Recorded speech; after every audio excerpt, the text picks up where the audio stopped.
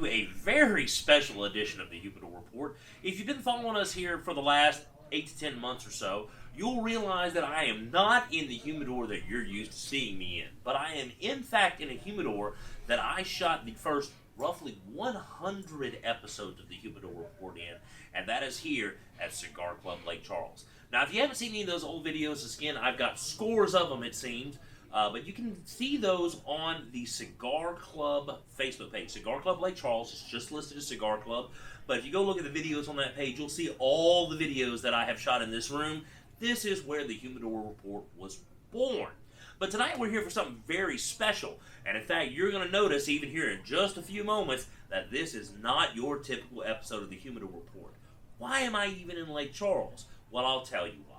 If you took a look at one of the Humidor Reports we have done previously, we told you about a great event that was happening here in the Lake Charles store, that we have the one and the only Christian Eiroa of Eiroa, CLE and Asylum Cigars here at the Lake Charles store. So tonight, we're shooting a special episode tonight just to let you guys get a look at what is happening here. So sit tight. We're about to bring you all sorts of goodness from Christian Eiroa's visit right here to Cigar Club Lake Charles.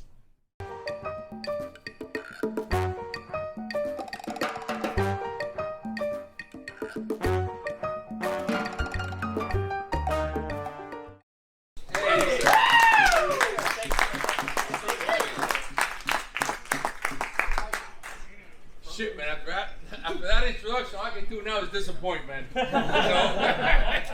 guys are really tough act to follow. Hey, thank you. I mean, this is amazing, man.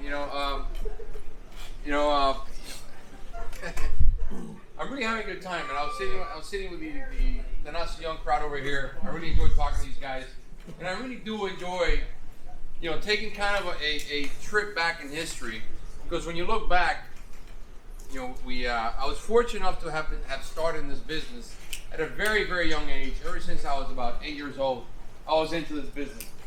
To me, ever since I remember, the coolest person to me was always my dad. This guy would go to work every morning. He had his jeans, his t-shirt, and the boots. He had the Cessnas. He would fly around. To me, it was always the coolest thing, and I always wished I could be like him and do the kind of stuff that he did. And we grew up in a farm, right? So, we had, in the farm we were at, we were growing tobacco. My father had bought a school, because we couldn't build a house, so there was a school there. He actually built a school for the poor kids, but we actually moved into what was a school. And our idea was fun. We had this little duck pond in the back, and that's where we would hang out. Now I look back and think, dude, my wife would never let my kids sit in the duck pond. We had the planes that would fumigate the tobacco, and there were these old, you've seen the crop dusters. The ideal fun for us, I was 5 or 6 years old. Ideal fun for us was when the plane would land, as the plane was taxiing over the hangar, I would run over the pilot and we would lay on the wings and just taxi on the wing with the smell of fumes. And I used to enjoy the smell of fumes. So sometimes the pilot would be like, hey, yeah, right. I mean, that probably explains a lot. So, and sometimes, hey, man, you want to go crop dust with me? And there was a little space behind the pilot's seat, and the guy's doing all his maneuvers. And I'm sitting there. My mother has no idea where I'm at. Or otherwise, I would be on the horse. We have a lagoon. We use lagoons to irrigate the fields. So I would be on the horse, and the joke was, hey, see if you can swim with the horse. So I look back and think, remember, I'm 5, 6 years old at the time. My wife wouldn't let my kids who are 15 and 18 years old do that now. She doesn't even let them ride a bicycle. So it really is a great, great industry. I was very fortunate to be a part of. And as you begin to grow up, you begin to think that you're smart, and you begin to focus on other things. And it was a very good experience for me. Once I finished college, that I went back and I avoided working with my father as much as I could, because my dad was a military guy. He was a guy who left Cuba, went to the Bay of Pigs invasion. He was a military type guy also. It was really a lot of pressure for me. Once I started working, because I was a huge shadow at the old guy cats. And it was so enjoyable for me to finally realize and I avoid the cigar business. And the more I think about it every day, I want to think it was a rebellious thing, but it really was more of a fearful thing, because how was I ever going to match this guy and everything that he'd done? This guy who left Cuba with nothing, arrived in Honduras and developed, was one of the 3 or 4 people that helped develop an industry in an entire country that didn't exist. And this industry that was born after there was a Cuban embargo. And all of a sudden now, the leaf brokers in Tampa needed to find a different kind of supply of tobacco. So Honduras was one of the countries that they experimented, did Nicaragua, Dominican, they did many countries. But my father was 24 years old and he was assigned for the people who was working for the time to go develop the tobacco growth in Honduras. He would tell me that he would go to the farms and the trees were 11 men around. These trees were 200 years old. He tells me stories how they had to clear all these fields so they can grow tobacco. And it wasn't just the tobacco people, the corn people, the watermelon people, everybody was doing the same thing. This is the 1960s. So I was telling these guys, they couldn't find enough people to work because back then Honduras is still today such a rich country that these people would grow their own corn. All you need to grow was, 50, 100 plants, and they would live off those plants for the rest of the year. If they were hungry, they wanted some meat, they would just go outside and shoot a deer.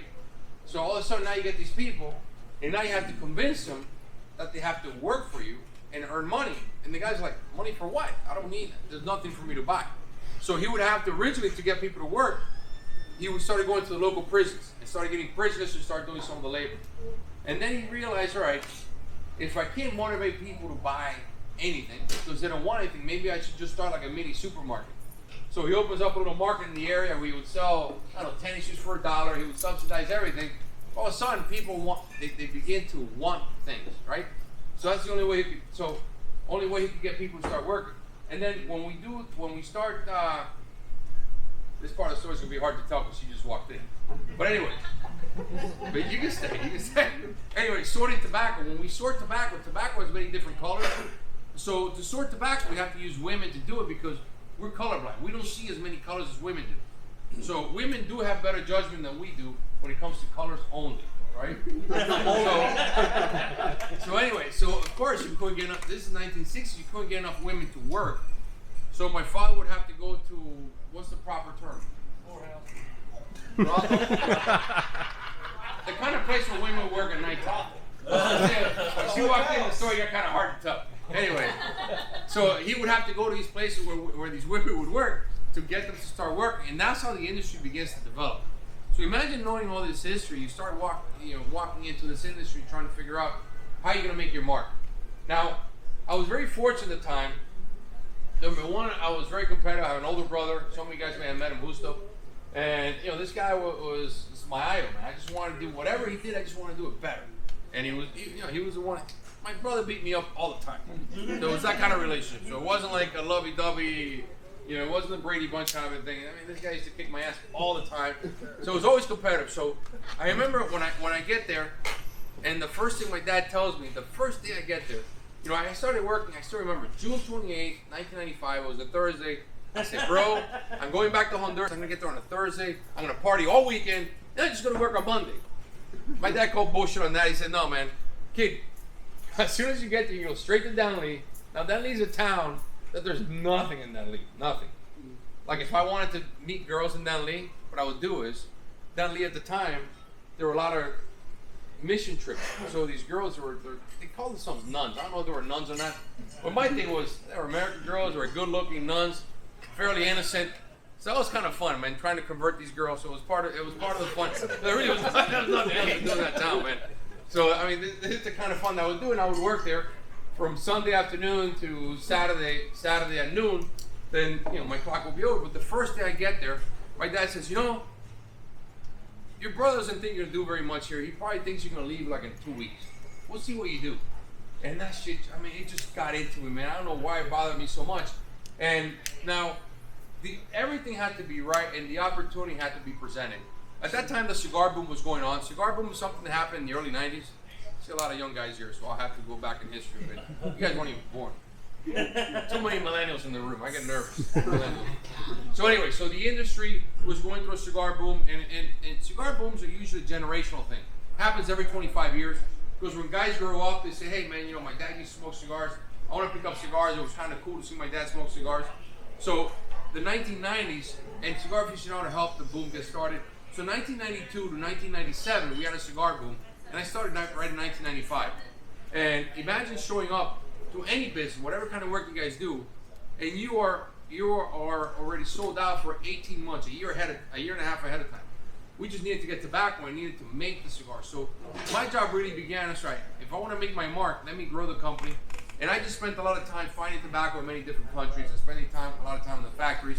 So, I mean, that was one thing I was able to do really well, find tobacco, because I was young. You know, I liked traveling to the different countries, mainly because I just want to meet girls in different countries. I wasn't focused on anything else. Listen, it's part of the fun, man, right? So, still in my 20s, why not enjoy it? I started 22, turning 23. You know, my father handed the company over to me when I was 25 years old. It was a lot. Imagine 2,300 people, and you got a little 25-year-old kid trying to run the company. So, you know, I was fairly standard. My father was in a wheelchair after an airplane accident. So, I just had to learn to do these things a lot more quickly than the average bear. Now, in 1998, it was in November 1997 that the cigar boom ended. All of a sudden now, we go from 17 million cigars a year, we go back down to 6 million cigars a year. Our sales go down 66%. And, you know, now all of a sudden, all right, Christian, you know, we decided that now you're moving to Miami, you gotta learn how to sell cigars. I go, all right, now I gotta learn how to sell cigars. Back then, we didn't have cell phones, we didn't have GPS, like you freaks have now. You know, we had to go, raise your hands if you remember Rand McNally. You remember that name? Yeah. Say, yeah, if you guys remember Rand McNally, you guys should be embarrassed, man. Rand McNally's were these big-ass maps. You buy these books like this. It was a map, right? So if you go, don't pretend. You don't know what they are, man. You don't even know encyclopedias. You know Wikipedia. You know anything else.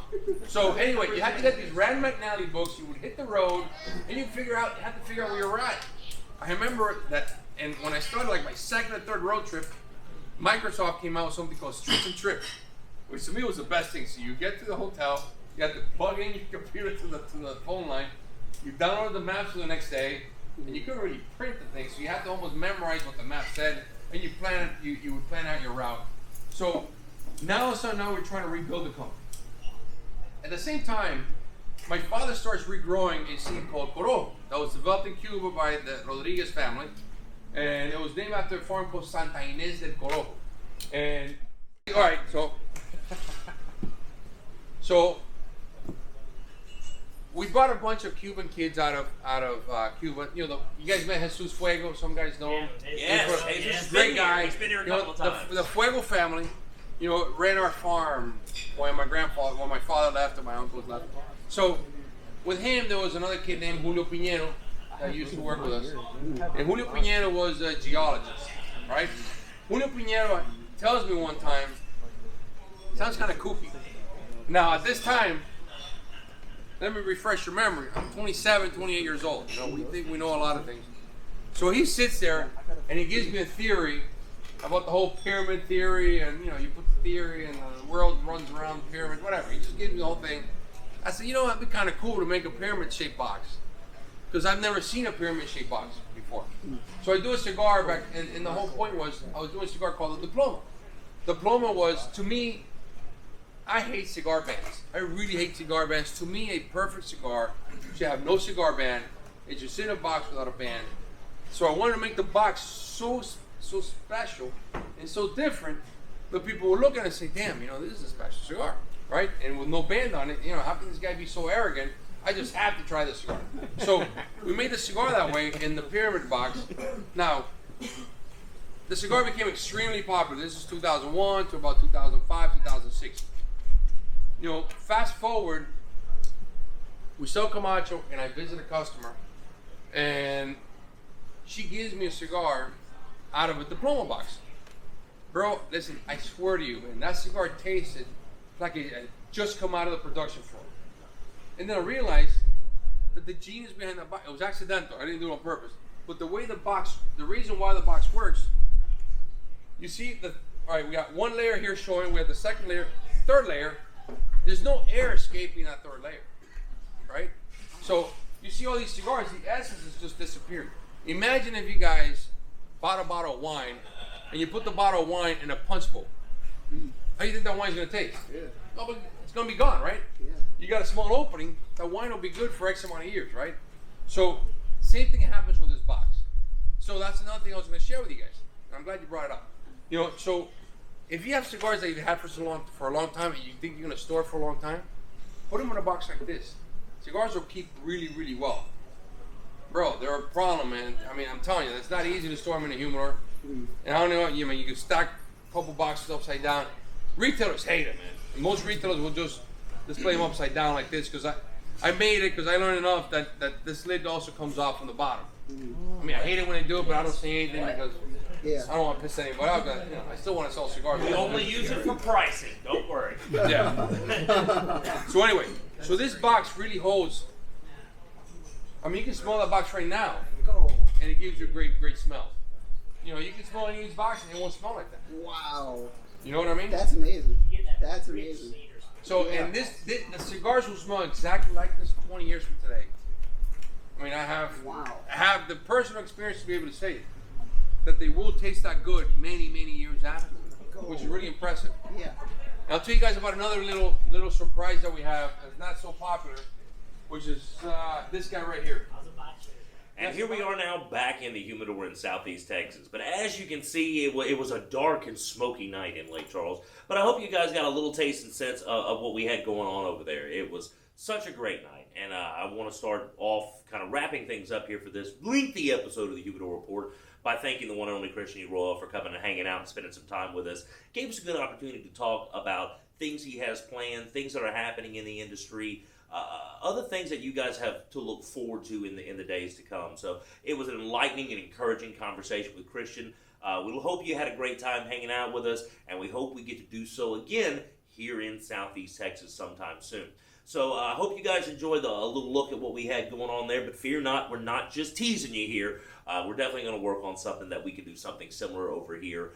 If not with Christian, eventually I'm sure we'll get something done with Christian, but for sure we're going to have some other events, other brand reps, other brand owners that we'll have in here. But if we can get our new good buddy Christian down over here, you guys know very well that we'll be just as excited to have him here as we were to have him in Lake Charles. So that's going to wrap up this lengthy special edition of the Humidor Report. Make sure next time you come by, if you haven't checked out Christian's product, all the Eiroa, CLE, and Asylum cigars over there, that's from this guy. And if you haven't tried it yet, then we probably have failed to let you know, just because we're all such big fans of Christian. And we want to thank everybody who's been supporting us here in Southeast Texas and supporting Christian and his brands by buying up fistfuls of these products that we have on the shelf every time you come in to visit. So again, that's going to wrap us up this time. We'll be back with a new regular episode next week. And until that time, I'm Justin, and we'll see you at the club.